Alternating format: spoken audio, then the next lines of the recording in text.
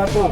Kami Kepolisian Satuan Sabara Polres Aceh Barat menghimbau kepada Bapak, Ibu, Saudara sekalian untuk tidak merasa khawatir berlebihan dengan situasi mewabahnya virus corona di berbagai wilayah.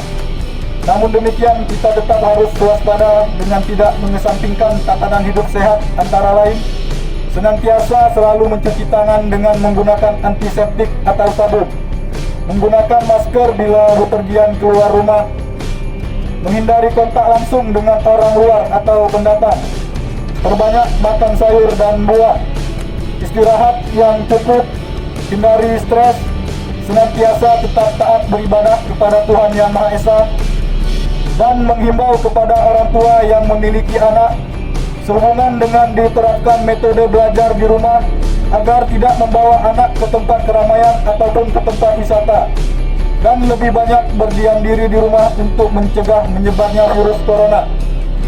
Demikian himbauan ini kami sampaikan untuk kita semua. Semoga Allah senantiasa selalu menjaga kita semua. Assalamualaikum warahmatullahi wabarakatuh.